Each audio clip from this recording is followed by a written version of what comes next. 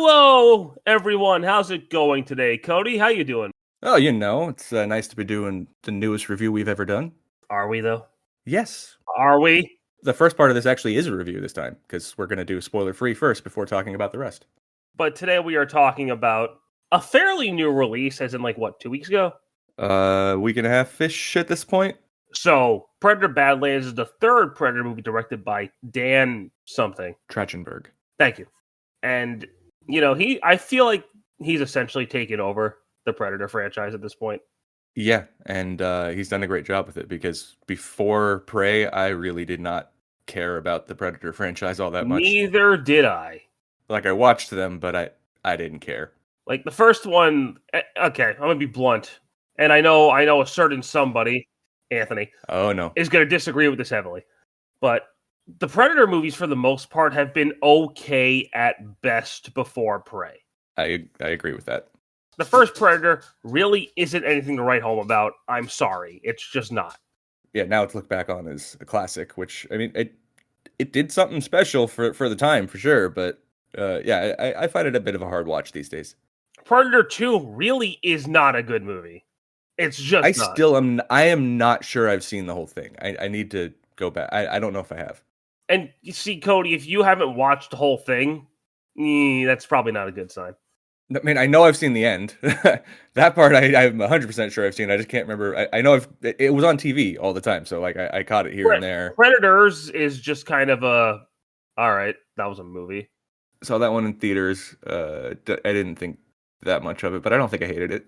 And then I heard I haven't seen The Predator, but I have heard that's legitimately awful. It's pretty much universally considered the worst in the franchise by both fans and the fake critic people. And then Prey came out, and I was like, oh, Predator can be cool. All right. Yeah, you're welcome. Oh, and just for clarification, it is pronounced Yautja, I believe, is how they said it. Yes. Fine. Oh, yeah, it's great, because last time when we did we talked about Prey, I was just like, okay, so I've never said this out loud. I think it's Yautja, which technically isn't wrong, but I just put weird emphasis on it. Yeah, Yautja. They go from literally, they had never said it out loud in anything. The most before this was in text in Killer of Killers, but it's never been said out loud until this movie, and then they say it a lot. Now, Predator Badlands flips the Predator formula on its head, because now the Yautja is the protagonist, which is a twist I never thought we'd get in one of these movies. Well, I mean, it's about time for a change. The franchise has been around for a while.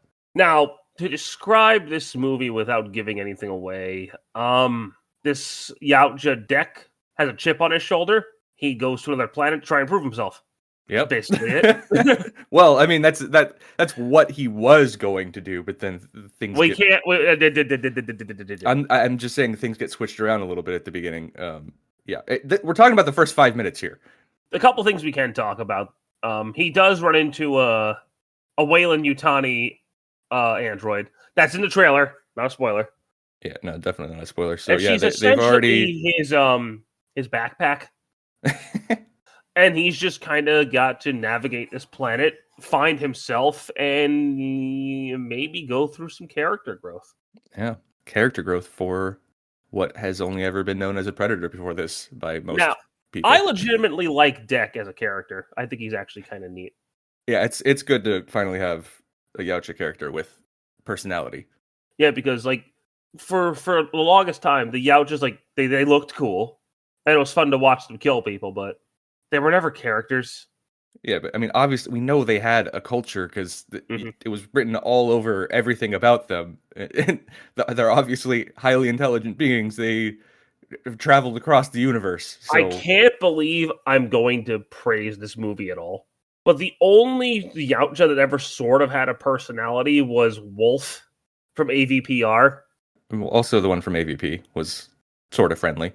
I don't know if he was friendly or if it was the enemy of my enemy is my friend.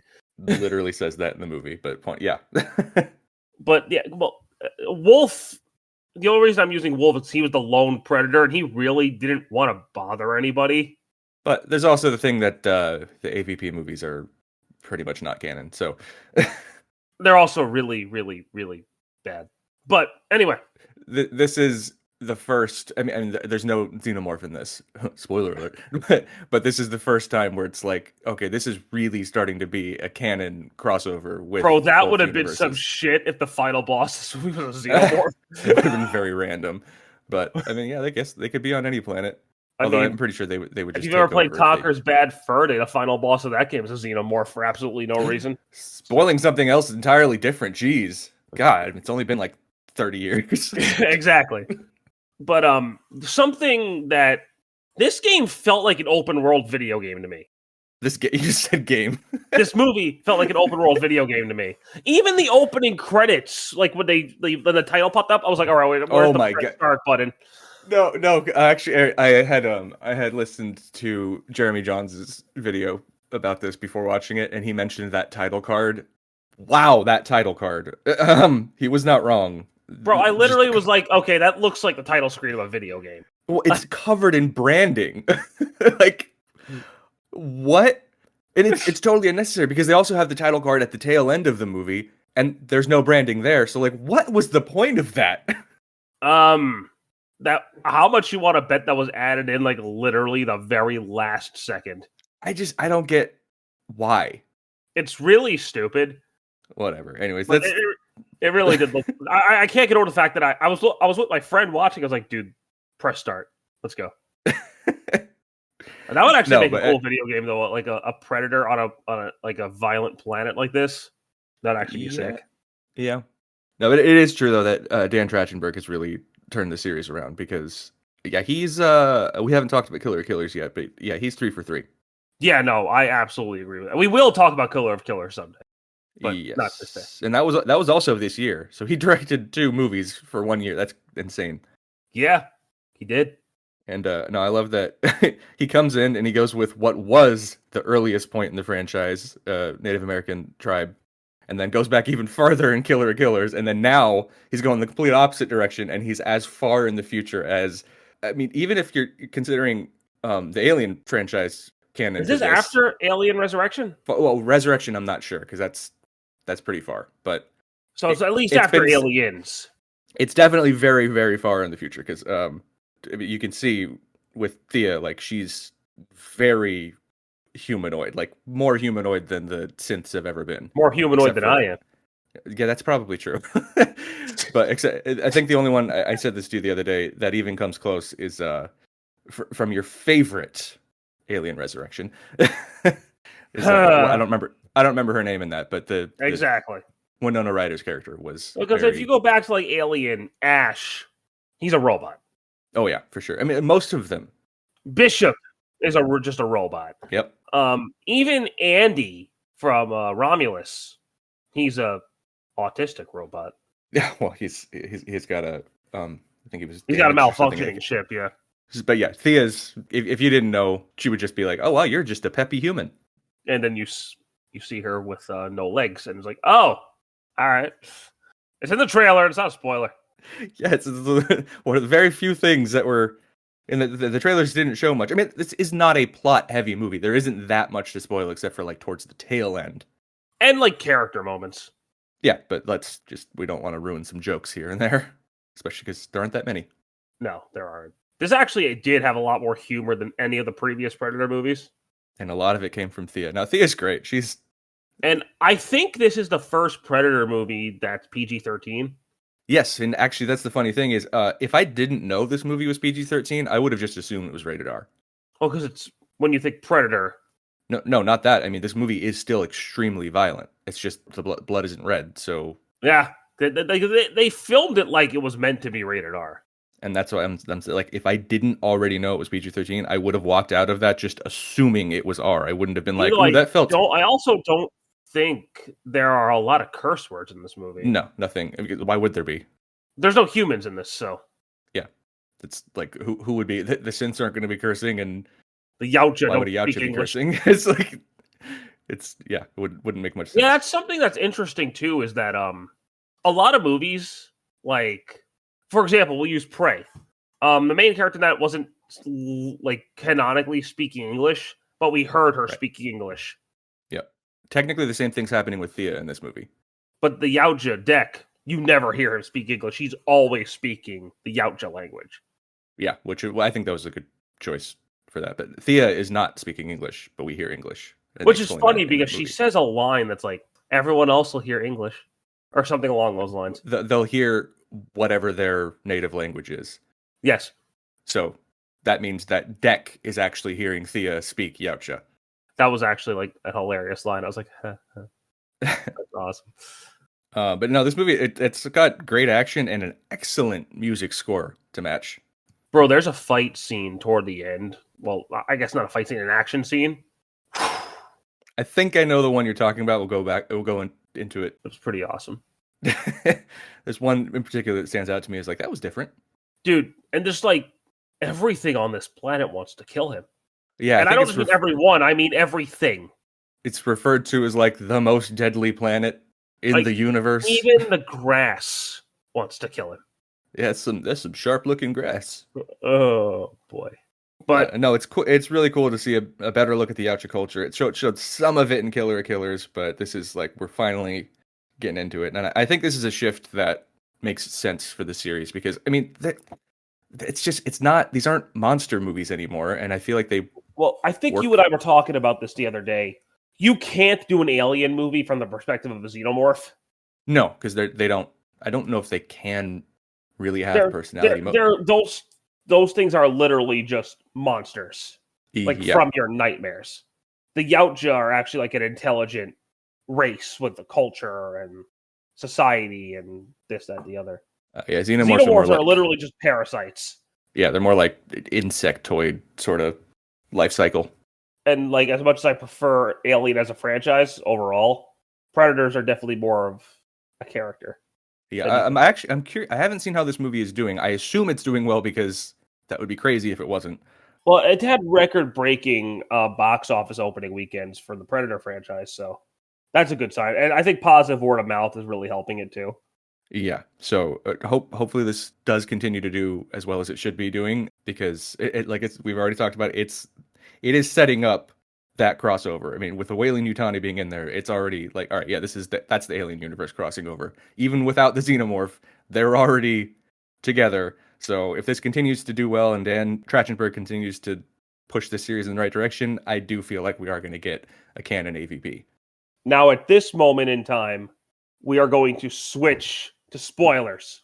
Yeah, everything I've got left here is going into spoiler territory. So, if you don't want to listen to spoilers, I thank you guys so much for listening. And we'll see you next week for Deadpool. But if you stick around, spoilers from here on. Cody, what you got? So that fight you were talking about, was it the one with she's cut in half and the legs are acting independently of her? It's part of it, but that whole sequence with Dek and Bud taking out all the synthetics. Yeah, that's all part of the same thing. But the part that stood out for me in that was just like it's Thea fighting. It's like two separate halves. Like we were talking about how this, you would assume it's rated R. The way Dek's killing things, like he's stabbing them through the face, like he's ripping them apart, and Bud's like eating their heads. Like they don't hold back from the violence towards these synthetics. No. But since it's not red blood, they can just be like, that doesn't look like humans or you know what though? Human. It was a very satisfying battle scene. Yes, it was. Like my Carnage candy was filled that day. That's why it's like you can totally. It is true. You can totally get away with a PG-13 rating without something we didn't talk about in the first half is that what's her name? Person playing Thea, Elle Fanning. Yeah, she's doing a dual role. The trailers never tell you this. No, you know what's weird is I didn't catch that in the trailer. They do show both of them, but I just assumed they were the same character. But then people talking about the movie before it was coming out, they were talking about the dual role. So I don't know where they got that. Maybe it's a trailer I didn't see, but people did know that she was playing a dual role. I only knew that because other people said it. I did not know she was playing a dual role until I watched the movie. That must have been a surprise. I was like, oh, shit. But yeah, you have Tessa, who is more or less the main antagonist, along with Dek's father. Yes, those are definitely the big two. Because right at the beginning of the movie, Dek's brother was training him, and Dek's father's like, nah, kill him, he's a weakling. Yeah. And then his brother's like, no, I'm not going to kill my brother. Fuck you. And then he gets decapitated. And like you see Deck's father holding his head, so it's like, oh, are you sure this isn't R-rated? That's a decapitated head. Neon green blood doesn't count. That's still Guess not. PG-13.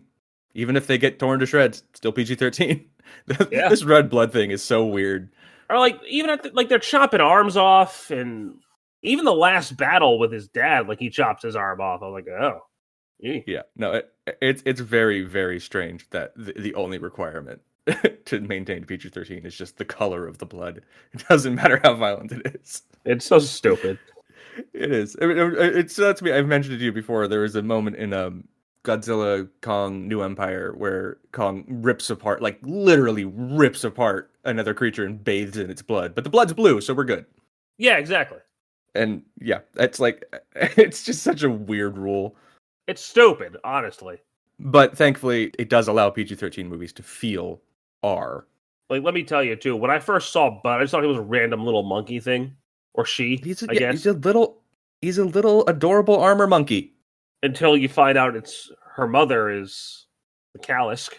Yeah, which honestly... that's basically just Majin Buu. On second glance, it was a lot more obvious. It was just like, oh yeah, I just didn't think about that. Well, because when it didn't kill Deck, I was like, what do you smell? Yeah, as soon as it started smelling him, I'm like, oh yeah, I should have. Well, I looked at my friend who was with me. I was like, does she? Because I thought it was a he at the moment.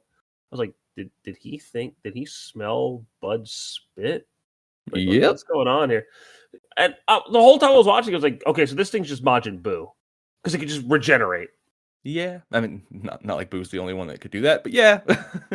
No, I mean, you have Cell too, but and Piccolo. Piccolo's regeneration is very limited compared to Majin Buu. I know, but literally just sometimes he can regenerate from a head, other times a blast kills him. It's Majin Buu was literally like burnt to a crisp. All of his pieces were gone. He just put himself back together. Like, but yeah, no, the Kalisk. But the spirit bomb, that takes him out. Okay. But yeah, the Kalisk he chopped its head off at one point, and it was just like, nope. No, I'm good. And then you find out it's Deck's mother, or Bud's mother, and Deck's like, I don't want to kill that anymore. I'm not going to kill her. I'm not going to do it. Yep. Most Yautja would not have had that turnaround like that. No, because Deck is actually like a person. Yeah.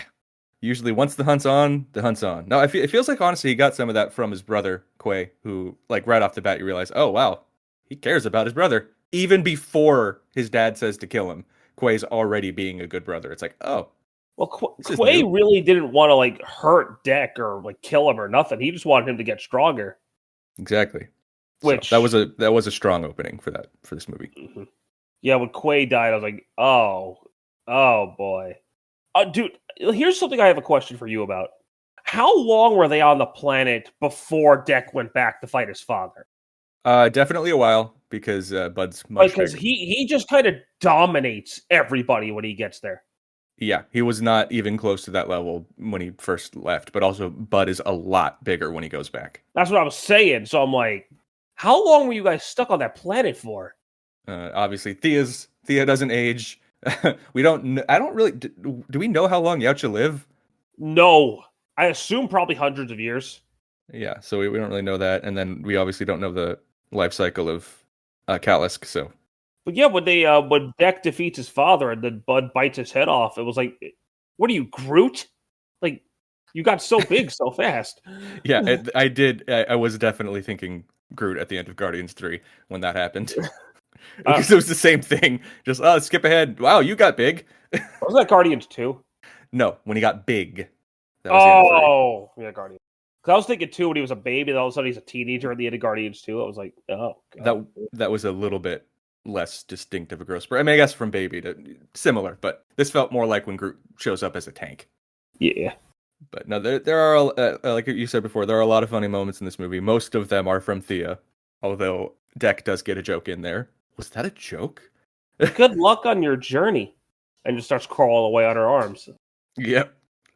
Which, funny enough, like we I don't know if you caught it. She definitely did not have to move like that, because just a minute earlier she tackled a pterodactyl thing. Yep, exactly. So she was doing that on purpose. Oh, she knew what she was doing. And then when she finally gets her legs back, she's halfway through getting them reattached. And the table just gets smacked and she gets ripped in half again. Oh, Really? come on! She was upset, bro. Or when, like, she's like, Deck, help me. He grabs the gun. Save yourself. I was like, oh, damn. Elle Fanning did a great job as the dual role because Thea and Tessa do really feel like different characters. Yeah, dude, Tessa's death was so satisfying. Yes, it because she was such a bitch. Like, Yeah, the callus eats her, and she blows her up from the inside with an ice grenade. I was like, oh, you are evil. Also, for future reference, that's how you kill them. Yes. Just get swallowed first. And hopefully you don't, die. Yeah. But then Deck was like, yeah, you know what? Nope, and just, like, impales her through the neck. He was like, yep, I hate you. You're dead now. Pretty much. There was something kind of neat. When I was watching the movie, when they were showing the parts where Thea was on Deck's back, I was like, that looks practical. And sure enough, it is. Like, they had this whole wire system. She had a blue screen or green screen legs that they edited out. So she was really on his back for most of that. Well, let me tell you something, too. This movie actually looks pretty good for a $100 million budget movie, which is not a lot anymore. Yeah, no, we've already seen how far Dan Trachtenberg can stretch these budgets, and it's crazy. This is even more impressive than what he did with Prey. Absolutely, this is the only movie I can think of where the main predator doesn't use the shoulder cannon. Yeah, well, he had one, but he didn't have it. Tessa took it. Yep. Yeah, that's not yours or something like that. Honestly, yeah. And then it was cool at the end when he starts creating weapons out of the planet. Remember in AVP when the Yautja made weapons out of the xenomorph body and then they just didn't get used at all? It was just there for one scene to run away from an explosion, and then that was it. Yeah, this doesn't happen. Everything he makes out of the planet pretty much gets used. Dude, his lizard friend being used as the shoulder cannon, and then when it died, I was like, oh. That had to be like record level speed training. Like he got that thing trained perfectly in such a short time. Suspension of disbelief. As far as the movie goes, I can accept that one thing, but it is. So you buy this more than the demon cat trying to pick up the pot. I'm sorry, K-pop Demon Hunters, that was too much. A cat not wanting to knock things over is too far. That goes against everything that is being a cat. Cats knock things over. It's. That's just cats. That's cats. Cats just do that. Well, that was a tangent. Yeah. But I don't know where I'd rank this on Predator movies. I want to say number 2 for now because I think I still like Prey a little bit more. Yeah, it's hard. I mean, but they're also completely different movies. They really are. But this Prey and Killers are all so good. I can definitely say with absolute certainty that those are the top 3. Like it's those 3, and then there's a pretty big gap between this and the 4th one, whatever that is. Probably 1 for me at that point. I have to go back and rewatch them, honestly. I know I find 1 kind of slow. The best part about 1 is it inspired Sub-Zero's fatality. Yeah, mentioned that a few times. So I do have to rewatch them. But if you were to put a gun to my head right now, I would probably go Prey, this, then Killer of Killers. But I can see that flip-flopping if I rewatch them, too. So yeah, that is fair. Because, I mean, Killers, while very good, is a bit disjointed. Well, it's like one of those, like the Animatrix or something like that, where it's a bunch of different stories. Unlike those, it actually does come together at the end. Yes. Or Heavy Metal was the other one I was thinking of. But that's all I got. I think that's all I got, too. That's it. Seems like everything. If you made it through this whole review, thank you guys so much for listening. We do appreciate it. And as we announced last week, because Cody's going to be gone, next up we're going to be talking about Deadpool. So stick around for that, and we'll see you then. Unless you got anything else you want to add. No, I think that pretty much covered it. All right, guys. Thank you so much for listening today, and we'll see you next time. Take care.